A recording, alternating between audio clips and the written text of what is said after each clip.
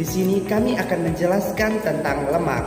Saya atas nama Aprilius Nardo dengan NIM 2401040027 dan rekan-rekan saya. Dan perkenalkan, nama saya Darwin Toruan dengan NIM 2401040051. Perkenalkan, nama saya Julia Magiradi Kakak dengan NIM 2401040066. Saya Prasetya Cindreni Sena, NIM 240104017. Saya Maria Trifonia Meso dengan NIM 240104019. Saya Maranatha Margareta Zoe dengan NIM 2401040036. Dengan saya Tiara Diana Nalu dengan NIM 2401040048. Kali ini kami akan menjelaskan dan memaparkan materi tentang lemak.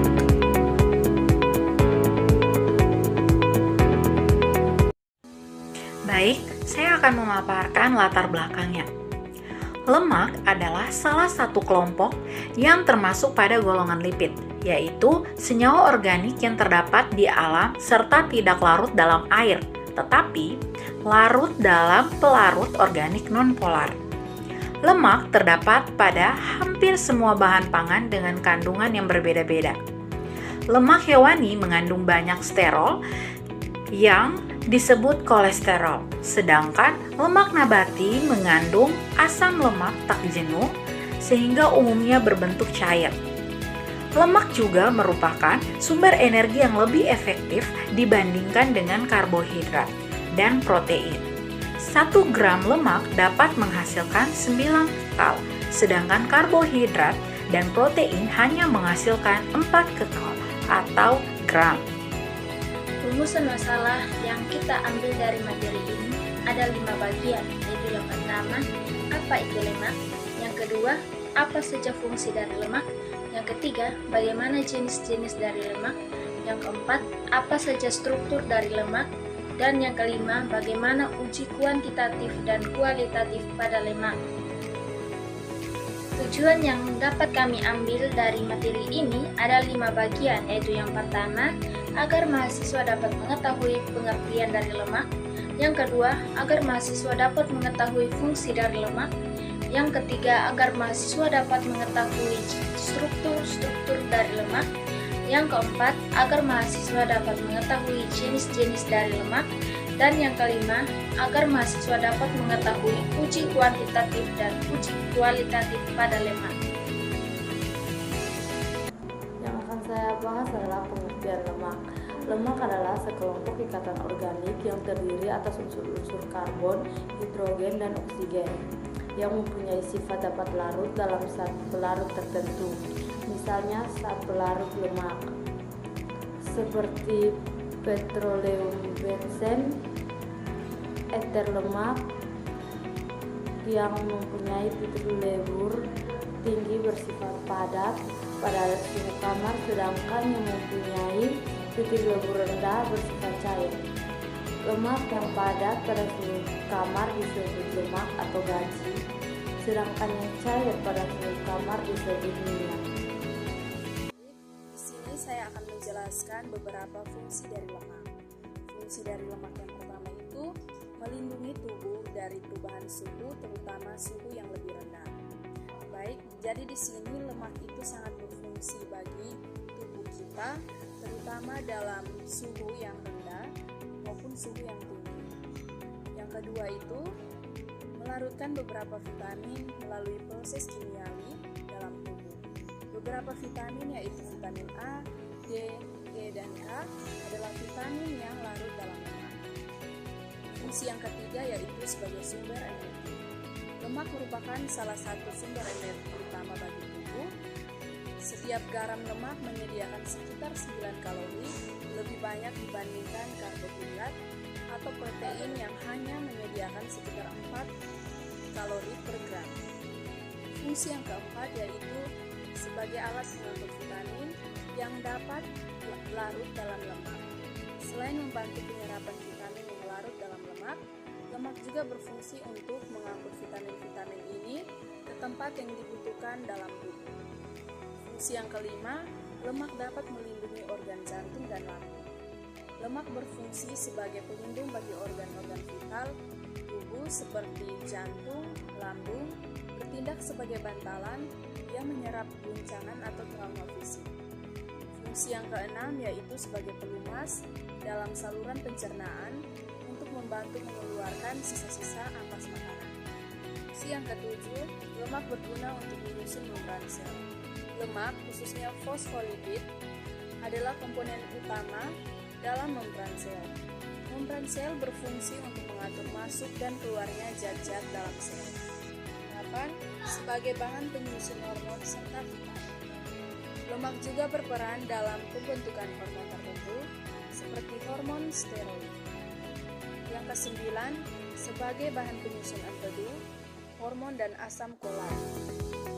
Lemak juga berfungsi dalam pembentukan empedu yang diproduksi oleh hati dan disimpan dalam kantong empedu. Lemak pada kulit unggas. Yang kedua, lemak tak jenuh tunggal. Lemak tak jenuh tunggal terkandung dalam minyak zaitun, alpukat, dan beberapa jenis kacang seperti almond dan kenari. Yang ketiga, lemak tak jenuh ganda. Jenis lemak tak jenuh ganda terdiri dari dua kelompok utama, yaitu asam lemak omega 3 dan omega 6. Yang keempat, lemak trans. Lemak trans terbentuk melalui proses hidrogenasi minyak nabati dan terkandung dalam makanan olahan, makanan cepat saji, margarin, dan produk yang menggunakan lemak hidrogenasi lainnya. Struktur lemak. Pengertian lemak. Lemak adalah senyawa kimia yang termasuk dalam kelompok lipid yang terdiri dari karbon, hidrogen, dan oksigen. Lemak berfungsi sebagai sumber energi, membantu penyerapan vitamin larut lemak, serta melindungi organ tubuh.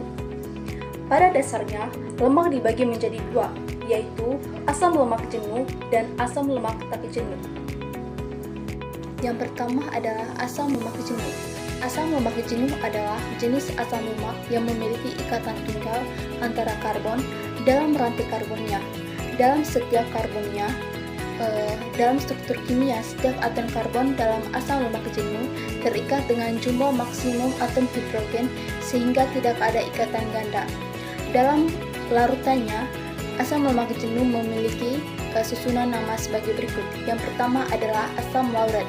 Asam lauret adalah asam lemak jenuh yang memiliki 12 atom karbon dan memiliki rumus molekul sebagai berikut. Yang kedua adalah asam mirsatat. Asam mirsatat adalah asam lemak jenuh dengan 14 atom karbon dan memiliki rumus molekul sebagai berikut. Yang ketiga adalah asam palmitat. Asam lemak jenuh dengan 16 atom karbon dan memiliki atom karbon sebagai berikut. Yang keempat adalah asam sitiaret. Asam sitiaret adalah asam lemak jenuh yang memiliki 18 atom karbon dan memiliki rumus molekul sebagai berikut. Yang kelima adalah asam argidat. Asam argidat adalah asam lemak jenuh dengan 20 atom karbon dan memiliki rumus molekul sebagai berikut. Yang berikut saya akan menjelaskan tentang uji kualitatif dan kuantitatif pada lemak. Uji kualitatif dan kuantitatif pada lemak merupakan dua pendekatan berbeda yang digunakan untuk menganalisis komposisi dan jumlah lemak dalam satu sampel. Yang pertama, uji kualitatif. Uji kualitatif pada lemak bertujuan untuk mengetahui ada atau tidaknya lemak dalam satu sampel tanpa mengukur jumlah pastinya. Ada 3 uji yang akan dibahas pada uji kualitatif pada lemak, yaitu uji air, uji filtrasi, dan uji hidrolisis. Yang pertama, uji air bertujuan untuk mendeteksi keberadaan lemak dalam suatu bahan dengan melihat perubahannya pada sifat-sifat air di sekitarnya. Yang kedua, uji filtrasi. Pada uji ini, sampel yang mengandung lemak akan disaring dan jumlah lemak ada akan terlihat pada kertas yang disaring. Yang ketiga, uji hidrolisis. Pada uji ini, lemak dalam satu sampel dihidrolisis menggunakan larutan asam dan basa kuat menghasilkan gliserin dan asam lemak. Yang berikut, uji kuantitatif. Uji kuantitatif bertujuan untuk mengukur jumlah lemak dalam suatu sampel secara akurat. Jadi, dalam uji kuantitatif ini ada dua metode yang akan dijelaskan, yaitu yang pertama metode gravimetri dan yang kedua metode Gerber. Metode gravimetri adalah teknik yang digunakan untuk menentukan jumlah lemak berdasarkan beratnya.